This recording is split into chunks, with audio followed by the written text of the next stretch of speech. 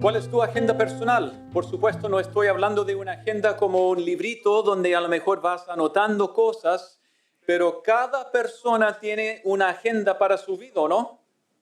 Muchos han escuchado de Agenda 2030. ¿Sí? ¿Sí? Que algunos tienen grandes proyectos para con sus vidas y no pueden hacer nada. De repente igual uno de alguna forma tiene proyectos, agenda, metas, planes, qué sé yo, para su familia. Generalmente casi todos tienen algo planificado.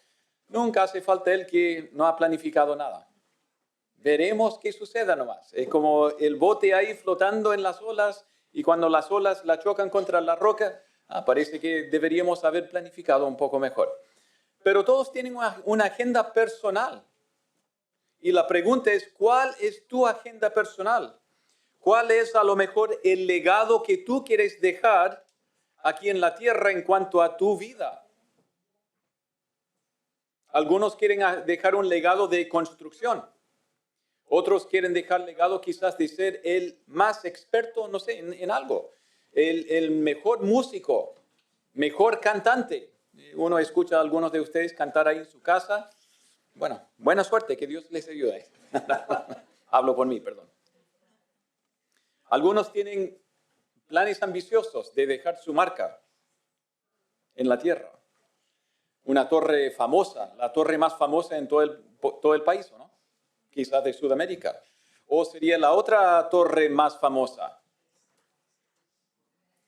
Uno llega a Santiago y uno lo ve desde el avión, desde la autopista, a menos que el smog lo esté tapando, ¿sí?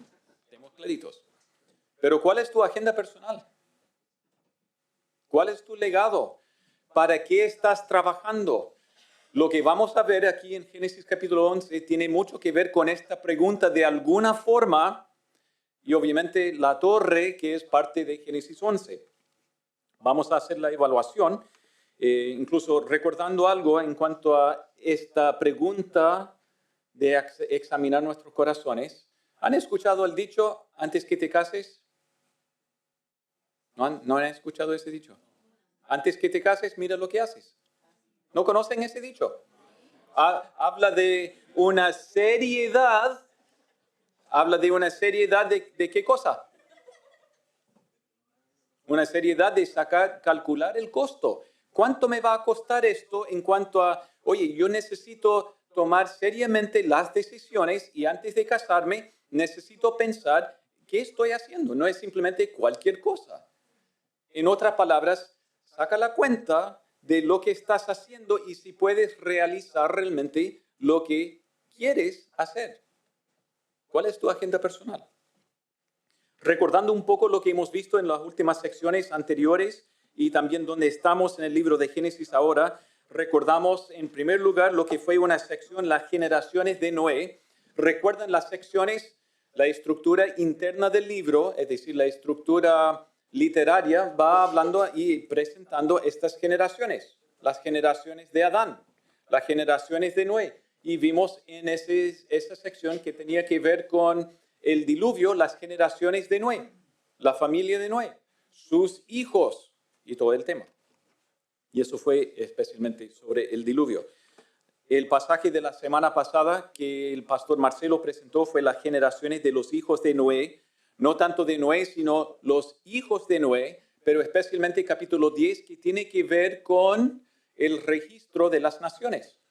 Cada una de las naciones en su territorio, con sus familias, con su lengua, con sus tradiciones. Y hablaba de los 3 hijos de Noé que vivían en diferentes sectores. Ahora, lo que están viendo en la pantalla va a ser importante porque fíjense dónde se corta esa sección. ¿Se corta en qué lugar? Al final. Justo después de la Torre de Babel. En otras palabras, cuando nosotros estamos leyendo aquí en Génesis 11, debemos recordar que el episodio, la historia de la Torre de Babel, corresponde literariamente a la sección que es la generación de los hijos de Noé. No es simplemente una historia colgándose en el aire, nada que ver con otras cosas. Es la sección de los hijos de Noé, sus generaciones, sus familias, sus tierras, sus naciones. Y la Torre de Babel corresponde a esa parte. Luego vemos, y ustedes lo pueden comprobar en su Biblia, desde versículo 10, 11, 10, dice, estas son las generaciones de Sem. ¿Qué significa? Se corta y es una nueva sección. Va a ser importante entonces entender capítulo 11, la Torre de Babel corresponde a una sección anterior, no necesariamente donde se corta en capítulo 11, ya estamos hablando de la Torre de Babel y luego las generaciones de Sem. Fíjense, lean la Biblia, obviamente de acuerdo a la forma en que Dios nos dio su palabra. También algo que debemos mencionar aquí importante en cuanto a capítulo 10 y también la relación a capítulo 11. El domingo pasado el pastor Marcelo nos predicó de capítulo 10, las naciones en sus territorios. Y él hizo un buen trabajo de señalar varios de los hijos y también los pueblos que ellos representaban. Luego nosotros llegamos a capítulo 11, justo después que en capítulo 10 hablaba de todas sus lenguas, en sus familias, en sus tierras. ¿Qué significa? Muchas tribus, naciones, todos dispersados por la tierra. Fíjense lo que dice en Génesis 11, versículo 1. Tenía entonces toda la tierra una sola lengua y unas mismas palabras. Pero cuando comparamos el último versículo de capítulo 10, dice, estas naciones en sus territorios, todos dispersados por allá. Entonces, ¿qué está pasando?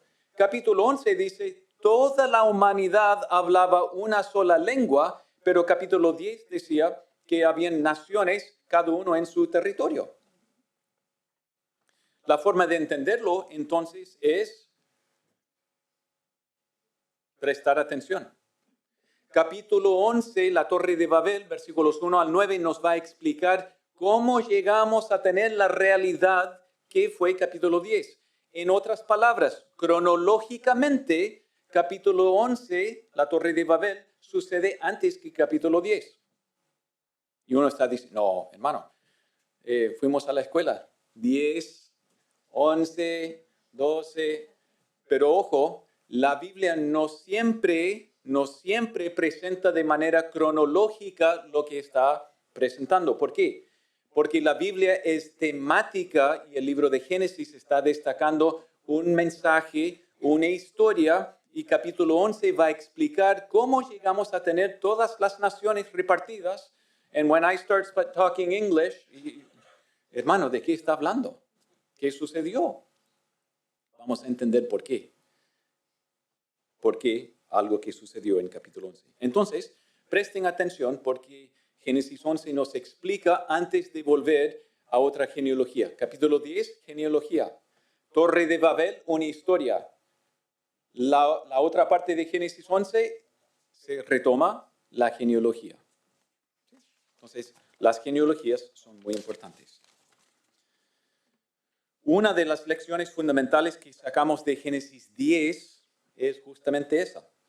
La raza humana, a pesar de ser unida en su origen, todos descendimos de Adán, sí, pero técnicamente desde Noé y sus hijos. Todos nosotros que provenimos, nuestros antepasados, de alguna parte del mundo, vinimos de uno de los 3 hijos de Noé. ¿Sí? Incluso los científicos hoy día dicen, en cuanto a la ADN, hay solamente 3 grupos de toda la Tierra. Interesantemente, confirma lo que la Biblia nos dijo desde mucho antes que la ciencia. Dios nos relata la historia. La raza humana, a pesar de ser unida en su origen, está dividida por idioma. Oh, yes. ¿Ya? ¿Sí? Muy bien. Está dividida por idioma, territorio y política como parte del diseño de Dios para traer bendición a ella. Es una de las lecciones fundamentales que encontramos en Génesis 10. ¿Cuántas veces ustedes han escuchado el nacionalismo es parte del plan de Dios para bendecir las naciones? Nunca se escucha eso. Nunca se escucha eso. Más bien se escucha que el nacionalismo es la razón por las guerras y los conflictos y la enemistad. No, nos dicen eso a cada rato. Y si bien es cierto, en algunos lugares es así. ¿Por qué? Porque algunos dicen, ese territorio es mío. Ese pueblo es mío.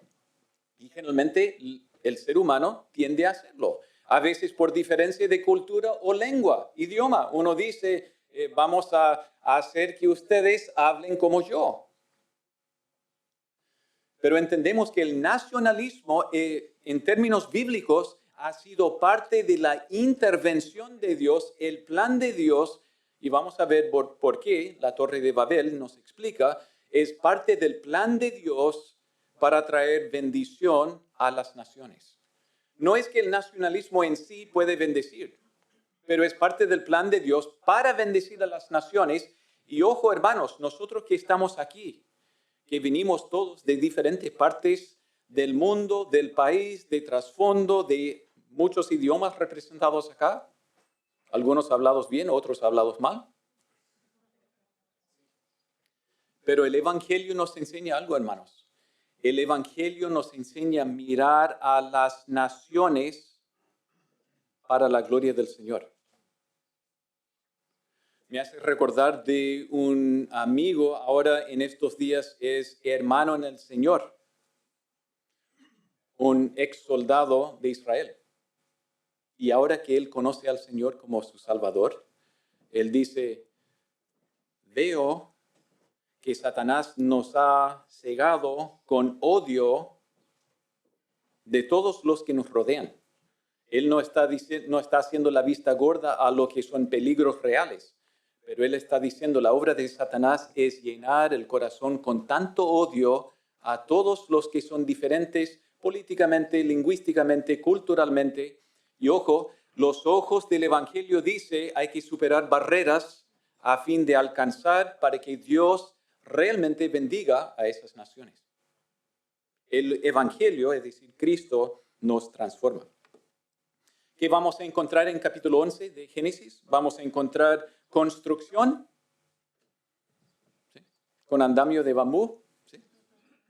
Y vamos a encontrar de nuevo, no solamente algo interesante, la historia que es interesante, y ahí estamos despiertos para Génesis 1, 11:1 al 9, y luego lo que va a ser una bendecida siesta ahí en la genealogía, la gran parte de capítulo 11. ¿Sí?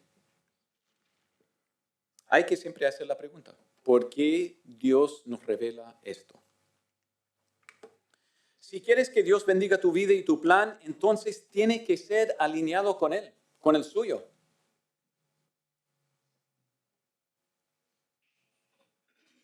¿Entendieron? Me miran como si lo hubiera dicho en otro idioma. Si quieres que Dios bendiga tu vida y tu plan, entonces tienes que ser alineado con el suyo. Tu plan, tu vida tiene que conformarse a lo que Dios quiere hacer. No es simplemente, bueno, estoy conforme, sino alinearse con lo que Dios manda. Y vamos a ver, eso fue parte del gran problema en esta historia que vamos a ver. ¿Tienen su Biblia abierta? ¿Sí? Génesis 11. O en algunos casos tienen la Biblia prendida. Bueno, sube la luz de pantalla, de fondo, y vamos a ver.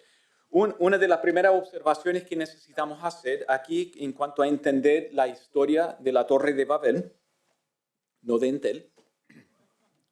Cuando Dios dijo, fructificad y multiplicaos y llenad la tierra, ¿dónde Dios lo dijo?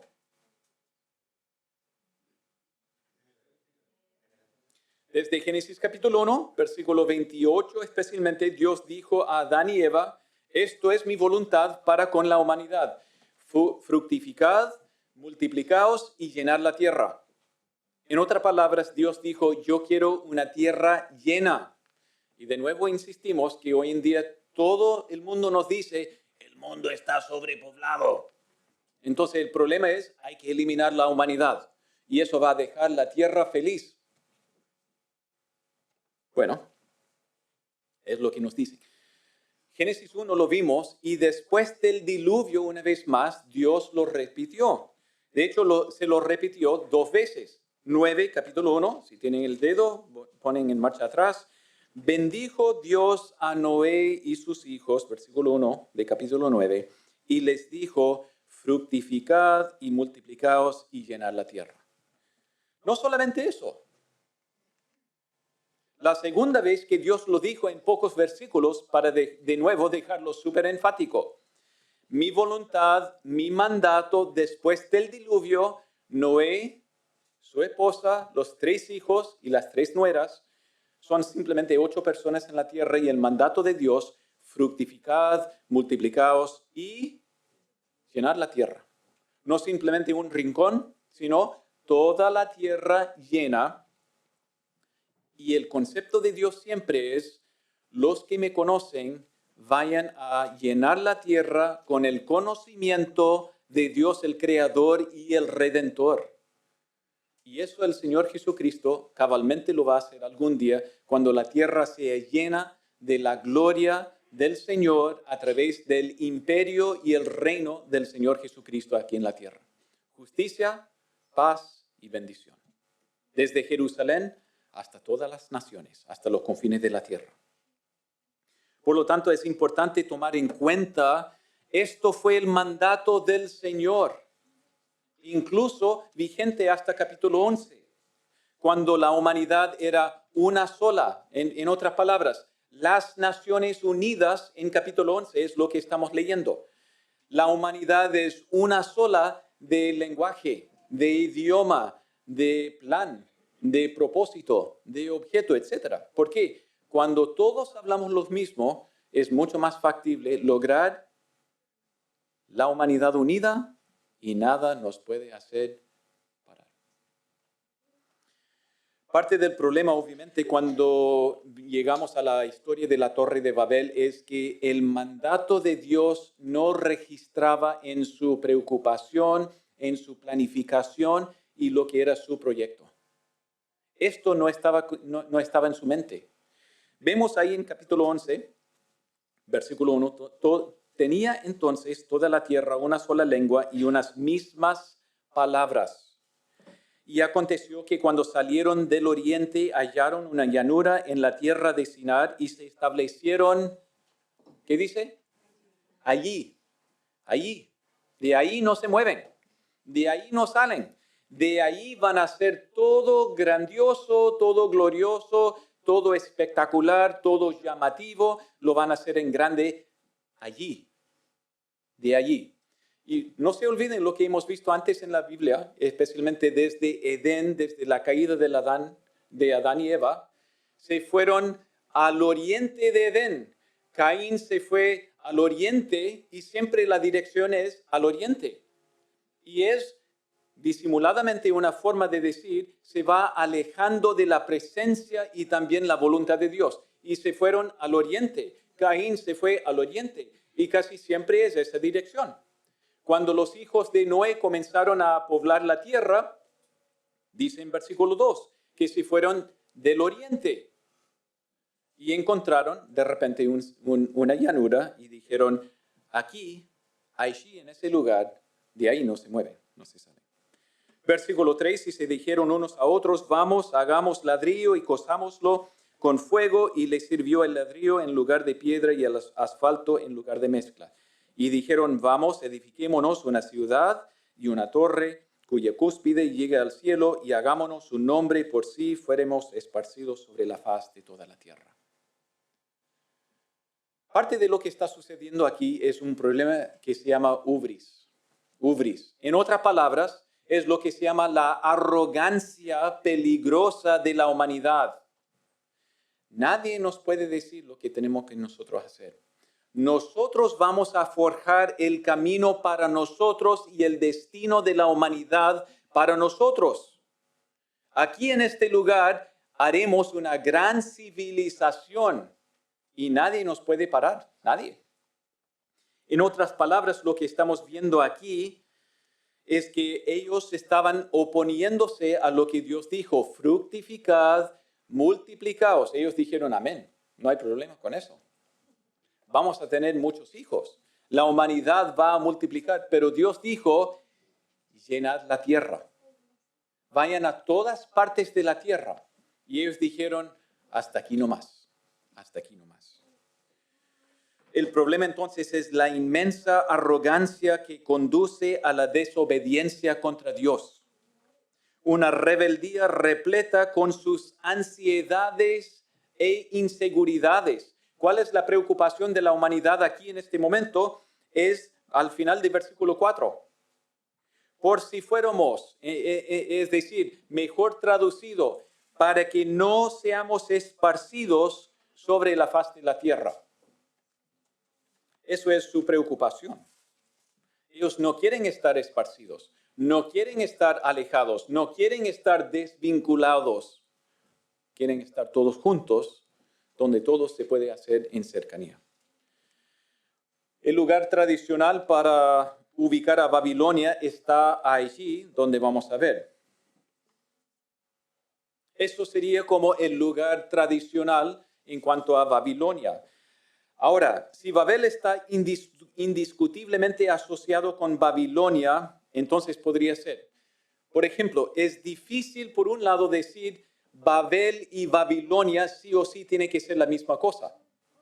Es un poco difícil decirlo, porque Babel, Babilonia, no estamos exactamente, totalmente seguros. No se olviden cuando estamos hablando de esto que lo más probable tenga relación con Génesis capítulo 10. Busquen ahí en Génesis 10, versículo 9. Cuando se habla acerca de Nimrod, mejor partimos desde versículo 8, y Cus engendró a Nimrod, quien llegó a ser el primer poderoso en la tierra, tipo emperador, tipo dictador. Él estableció un reino.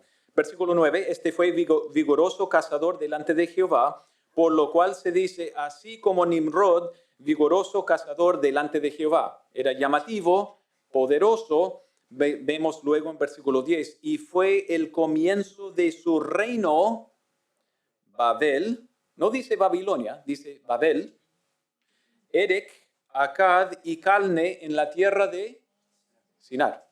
Lo más probable entonces estaríamos hablando del tiempo de Nimrod y el reino que él estableció. Además, cuando nosotros estamos en capítulo 10 y bajamos hasta versículo 25.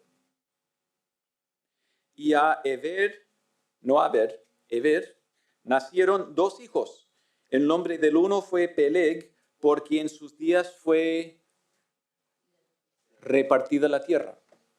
Repartida la tierra, algunos tienen la teoría que la tierra se separó, los continentes se separaron en ese tiempo. Pero si bien es cierto, probablemente la tierra tuvo su transformación después del diluvio o en el diluvio, no generaciones después.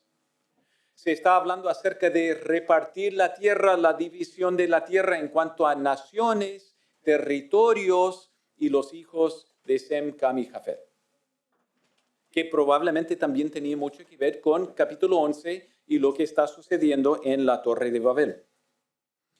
No tenemos toda la certeza de la ubicación exacta, si fue exactamente ahí, o como algunos plantean que fue un poco más al norte, que sería un poco más cerca de Monte Ararat, y también donde se descendieron del Arca de Noé. Pero ¿saben qué? Por lo menos la Biblia sí habla en términos históricos y veraces. Aunque nosotros a lo mejor no podemos decir exactamente fue en Babilonia, porque eso fue el centro de Nabucodonosor y Marduk, y etc. Sí sabemos que fue en alguna parte y sabemos que muchas de las civilizaciones más antiguas están en ese sector. Todo el sector de Mesopotamia, entre los dos grandes ríos que se ven allí. Es un lugar real, en Irak. Un sigurat. El eslogan de la humanidad acá en la llanura de Sinar consistía en tres cosas que querían hacer. ¿Lo pueden encontrar ahí en versículo 4? Tres cosas que ellos querían lograr. Una ciudad. Hagamos para nosotros, vamos. Edifiquémonos. Una ciudad. Una ciudad. Nosotros siempre conocemos este pasaje como la Torre de Babel. Pero el pasaje dice, la humanidad dijo, vamos, edifiquémonos una ciudad, una civilización para nosotros, nuestro hogar, nuestra gran ciudad, una ciudad. Segundo lugar, una torre, una torre. Nosotros aquí, generalmente en Chile, vamos a pensar en la Torre de Entel, la Torre de la Costanera Center, ¿sí? ¿Por qué? Porque es como nuestra referencia en cuanto a una torre delgadita alta. Así generalmente en nuestro contexto pensamos. Pero vayan al momento de ellos. Hace 3,000 años atrás. ¿Y cuál sería una torre para ellos? Un zigurat. Un edificio alto. Cuando tú estás viviendo en una llanura y las casas son generalmente uno, quizás con suerte 2 pisos. Es decir, departamentos de 10 pisos no existen. Entonces un zigurat medio alto igual para ellos es una torre impresionante, visible, lo más alto en la tierra. La tercera cosa que ellos querían hacer o edificar aquí, no solamente la ciudad, no solamente la torre, sino también, y hagámonos un nombre para nosotros. Entonces entendemos la arrogancia de la humanidad aquí. Dios dijo, pero nosotros tenemos otro plan. No estamos ni ahí con lo que Dios manda. Sí, vamos a tener hijos, vamos a tener mucha gente en la tierra, pero con esas masas, ¿qué vamos a hacer? Una civilización con nuestro nombre, nuestra identidad, y nadie se va a olvidar de nosotros. Vamos a quedar en los libros de historia para siempre. 3 cosas. Y ellos dijeron, por lo que uno percibe un poco la inseguridad, no queremos estar esparcidos. Hagamos civilización para que de aquí no nos movamos. Nunca. Un proyecto municipal para asegurar la seguridad y unidad en un solo lugar sin estar separados nunca. Uno se percibe eso, ¿no? Muchos no les gusta la vida campestre, rural, no hay Uber Eats, no hay pedidos ya, no hay muchos servicios en el campo, pero en la ciudad es otra experiencia, es otra cosa. La luz nunca se apaga. En el campo es interesante que los pirámides, o incluso lo que podríamos decir o llamar zigurat, con escalera, no son solamente de Mesopotamia. Este ejemplo que viene de Centroamérica, los aztecas, los mayas, básicamente copiaron el mismo modelo en cuanto a decir una torre bastante alta sobre la copa de los árboles en muchos lugares. Yo no conozco personalmente, quizás algunos de ustedes han viajado, quizás han subido, hecho su ejercicio subiendo tanta escalera para simplemente sacar fotos. Pero llama la atención que esto sería la torre de aquel entonces, zigurat, y vamos a seguir viendo incluso algo de lo que es hoy en día actualmente los restos, las ruinas, donde se ve por lo menos la mayor parte, la base. No necesariamente todo, porque parece que falta especialmente el templo que estaba encima, en la punta, pero igual se nota, hay que subir, se ve la gente en la escalera. Esto zigurat, como mencioné, ya tenía un templo encima.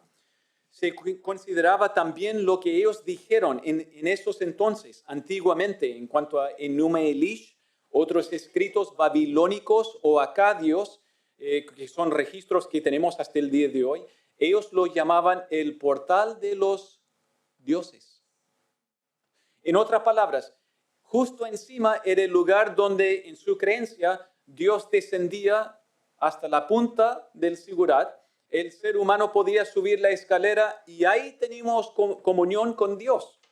Nosotros subimos, Dios desciende y ahí podríamos dejar, qué sé yo, comida. ¿Por qué? Porque ellos tenían el concepto, los dioses necesitan al ser humano para servirles. Eso era su concepto.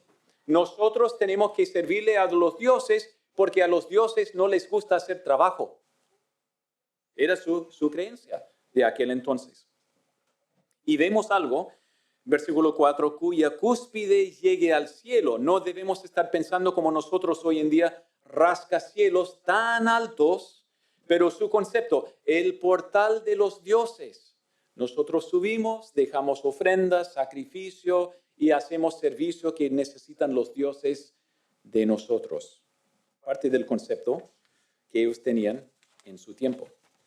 Fíjense, por ejemplo, algunos de los nombres de algunos de los sigurat que nosotros hemos encontrado debido a la obra arqueológica. Etemenanki.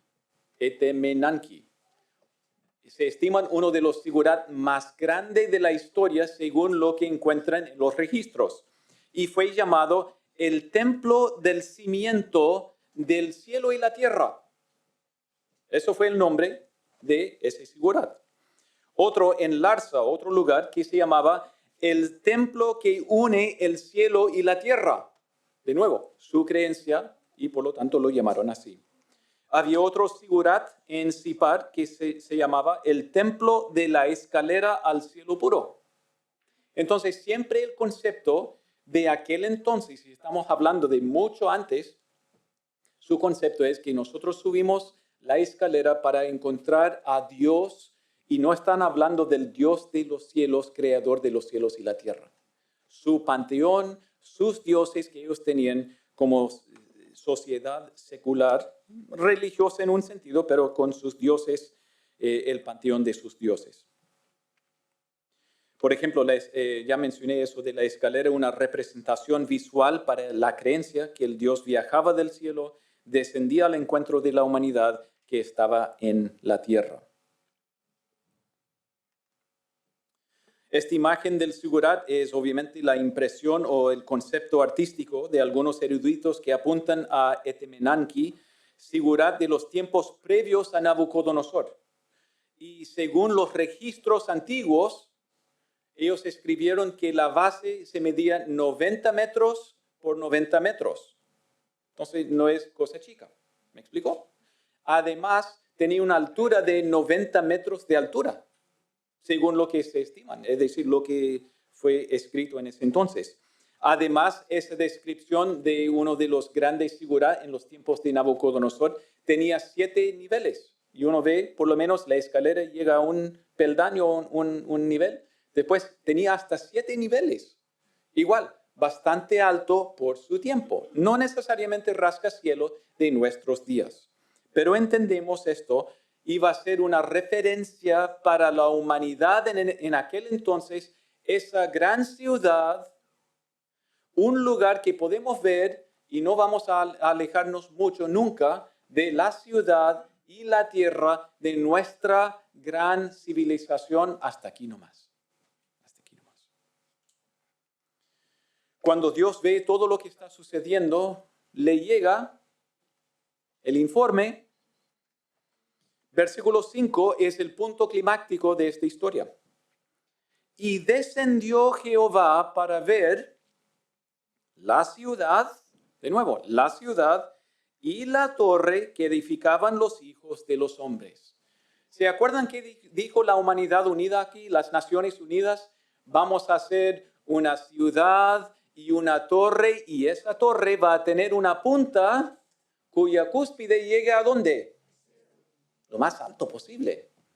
Versículo 5, y los hombres, mira, impresionante, tan alto, emblema de nuestro esfuerzo, de nuestra tecnología, de nuestra sabiduría e inteligencia. Versículo 5, ¿qué hace Dios? A ver, un momento, voy a descender y ver qué están haciendo las hormigas ahí abajo. Y descendió Jehová, para los hombres era lo más alto, iba a llegar hasta los cielos. Nunca la humanidad ha visto algo así impresionante, llamativo. Y Dios dice, a ver, un momento, voy a bajar y ver qué está sucediendo ahí. Este montón de hormigas, ¿qué están construyendo? Y descendió Jehová para ver la ciudad y la torre que edificaban los hijos de los hombres. Versículo 6. Y dijo Jehová, he aquí el pueblo es uno, y todos estos tienen un solo lenguaje. Y mira lo que está pasando. y han comenzado la obra y nada les hará desistir ahora de lo que han pensado hacer. Como todos hablan el mismo idioma, tienen el mismo chip, se entiende perfectamente. Hagamos nosotros, para nosotros. Esto es lo que sí haremos como humanidad unida. Las Naciones Unidas, nadie nos puede frenar. Dios dice, esta es la causa y esto va a ser el resultado. Versículo 7, ahora pues descendamos y confundamos ahí su lengua para que ninguno entienda el habla de su compañero. Give me bricks, bring me cement. ¿Ladrillos? ¿Cómo que? ¿Clavos? ¿Palos? ¿Soldador? No entiendo. Fácilmente y rápidamente dejaron de hacer toda la obra y la gran civilización. ¿Por qué? Si no me entiendes, chao pescado, me voy.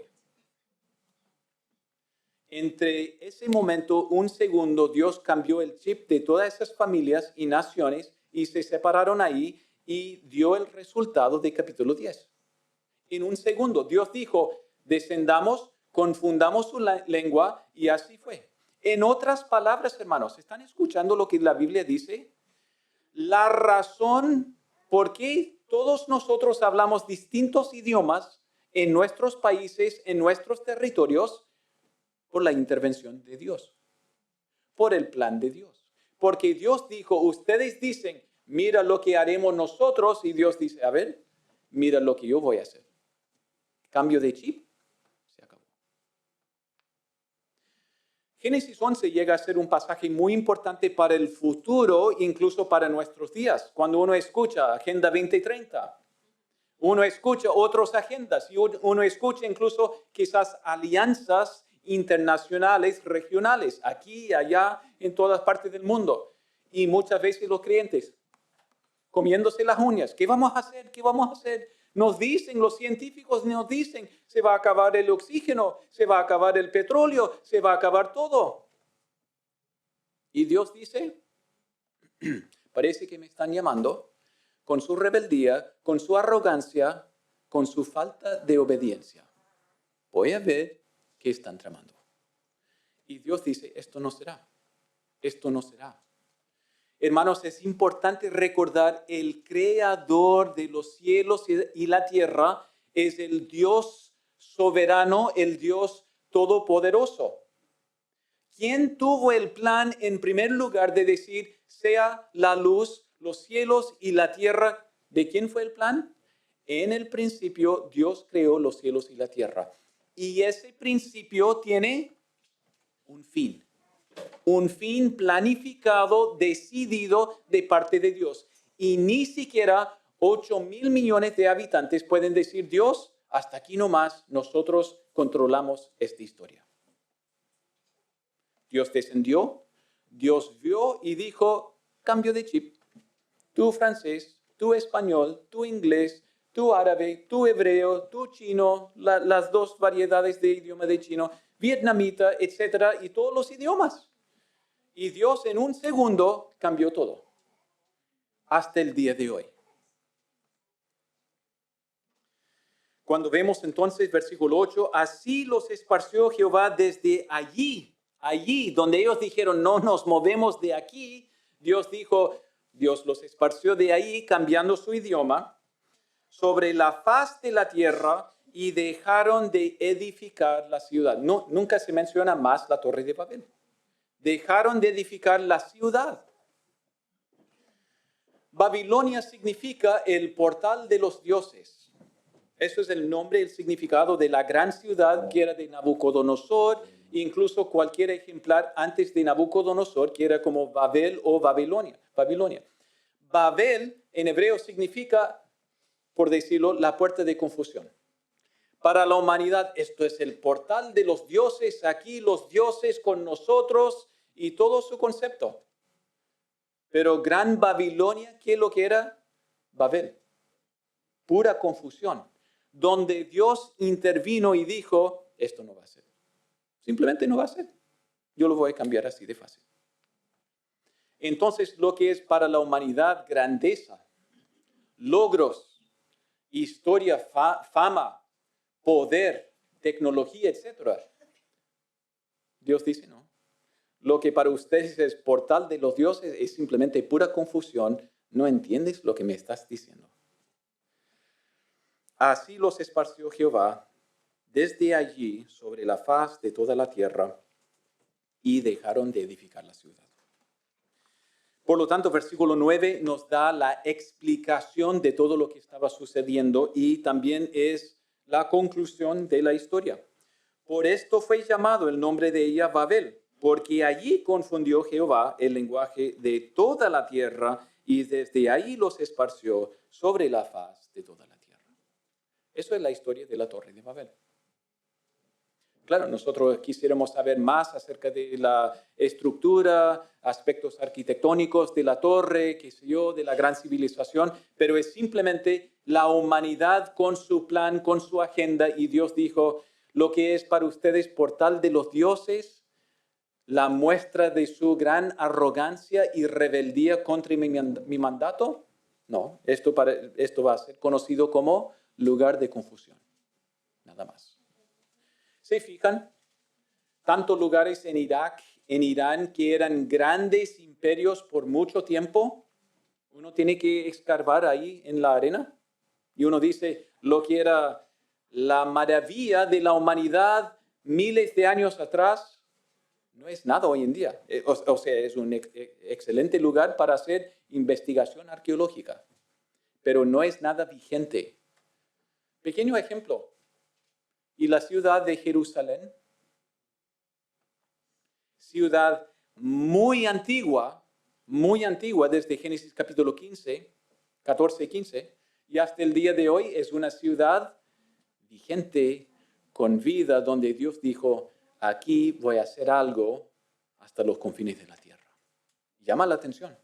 Grandes ciudades, ejemplares, la estrella de aquel entonces está sepultado, cubierto bajo la arena. La otra parte de Génesis 11 es la parte que nos hace vibrar. Y aquí nos despertamos. Genealogía. Uno vive para eso, ¿no? La genealogía que uno ve aquí, obviamente no se preocupen en cuanto al inglés. No es que lo puse ahí, aunque es una buena ilustración. Desde Babel, lo siento, algunos de los cuadros y los gráficos solamente salen en algún idioma. Ustedes tienen que hacer la pega de sacarlo adelante en español.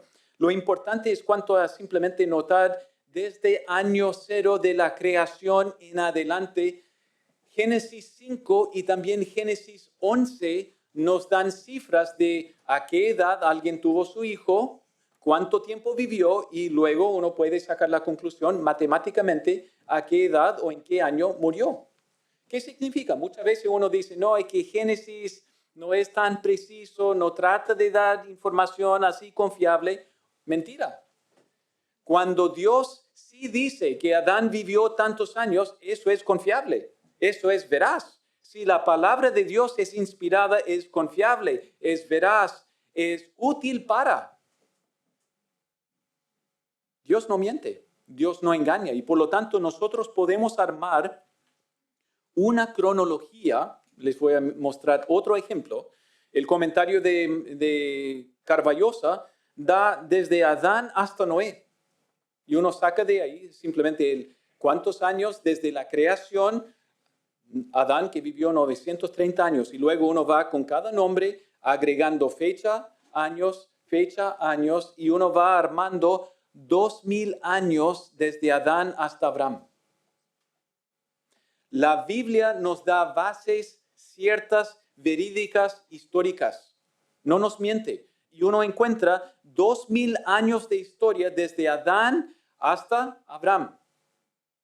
10 generaciones desde Adán hasta Noé. 10 generaciones desde Sem hasta Abraham. ¿Qué significa? Dios nos recuerda. El que inventó esta historia de nuestro planeta, Él está diciendo, a pesar del diluvio, a pesar de la caída, a pesar de la torre de Babel, Dios dice, yo no dejo de sacar adelante mi plan de salvación. A través de Adán, a través de Noé, a través de Sem, finalmente hasta Abraham y hasta la generación y la descendencia de Abraham. Y obviamente hay grandes desafíos y también problemas a lo largo de esto. Capítulo 11, interesante cuando se compara con capítulo 10. Interesantemente tenemos dos genealogías distintas para Sem y sus descendientes. Capítulo 10 nombra algunos igual, pero por ejemplo, la genealogía de Sem en capítulo 10 nos lleva en un sentido hasta la Torre de Babel, no más allá. Génesis 11 nos lleva desde Sem hasta Abraham. En otras palabras, cuando Dios va a decir, Abraham, contigo voy a hacer algo que no he hecho hasta el momento. Tierra, descendencia y bendición. De todas las naciones, de toda la humanidad, Dios dijo, Abraham contigo. No porque Abraham era fiel, no porque Abraham era digno. Dios dijo, contigo voy a hacer algo. Y lo voy a hacer para que la gente sepa, yo te voy a dar un nombre que nadie más te puede dar. Algunas reflexiones que podemos sacar de especialmente la historia de la Torre de Babel, pero incluso también lo que va ligado en cuanto a la genealogía desde Sem hasta Abraham. Sabiendo que el padre de Abraham fue llamado hasta la tierra de Canaán y llegaron ¿hasta dónde? Hasta Harán y no más allá. Hasta que Dios volvió a decir, Abraham, parece que no me están escuchando. Yo les dije, Canaán, no Harán, Canaán. Y Dios comienza a seguir obrando. Estas reflexiones tienen que ver con meditar y evaluar lo de nuestras vidas. No importa cuán grande, cuán llamativo o cuán impresionante sea tu proyecto o tus logros, todavía el Señor tendrá que descender para ver lo chiquitito.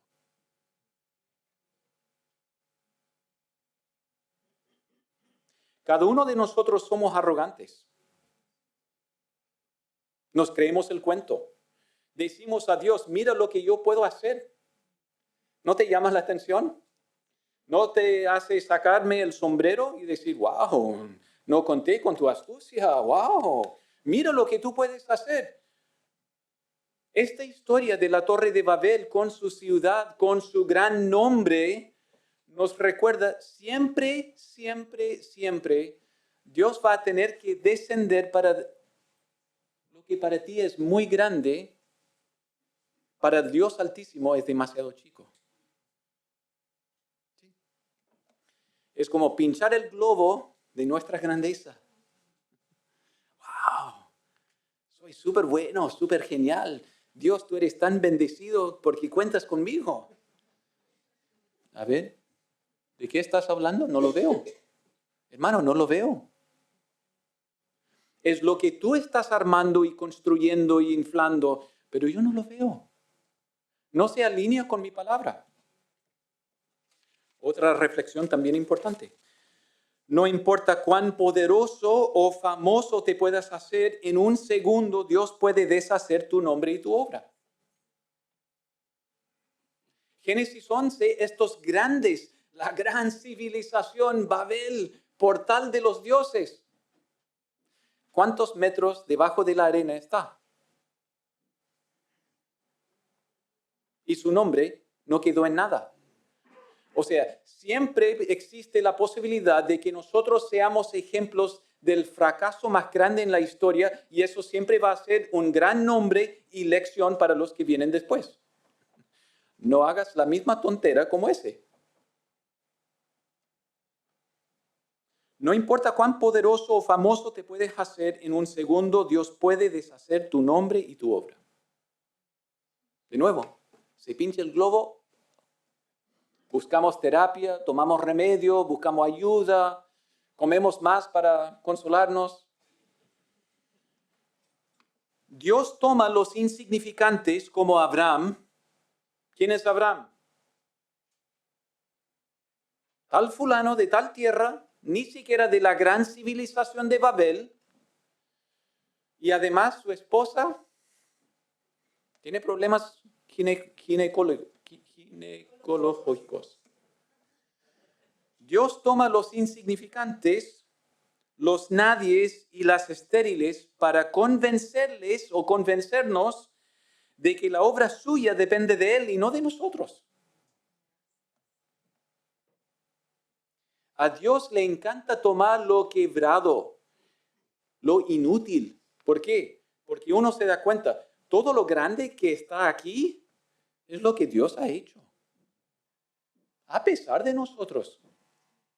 No es por grandeza, no es por fama, no es por conocimiento, inteligencia, logros, el más destacado de su curso, el mejor ingeniero en todo Chile. No.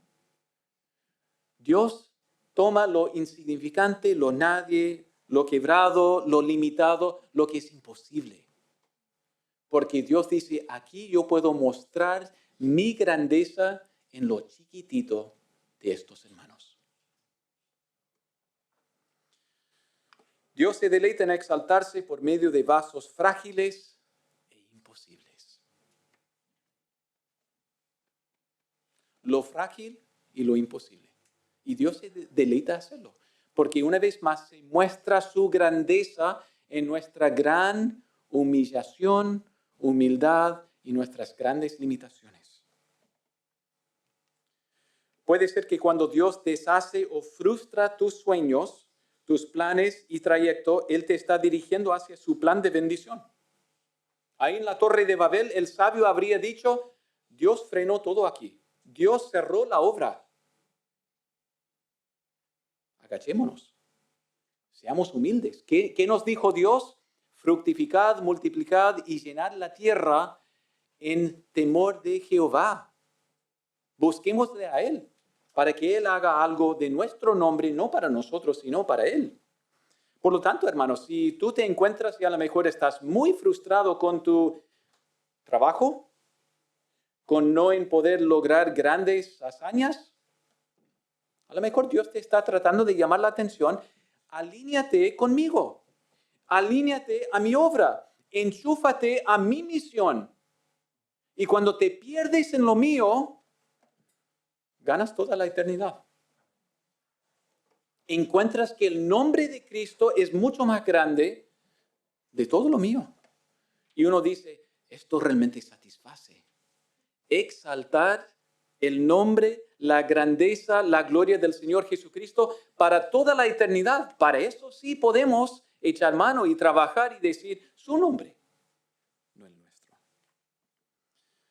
Debes buscar alinearte a su palabra y caminar por fe en pos de Él. Al final de la historia recordamos lo que dice en Salmo 127:1. Si Jehová no edificare la casa, en vano trabajan los que la edifican. Si Jehová no guardare la ciudad, en vano vela la guardia. Si no sale del Señor, si no está alineado por Él, si no está bendecido conforme a su palabra y propósito, vas a perder tu tiempo, tus fuerzas, tu energía, tu plata, tu ser, y cosas que realmente no pueden durar. Deja que el Señor obre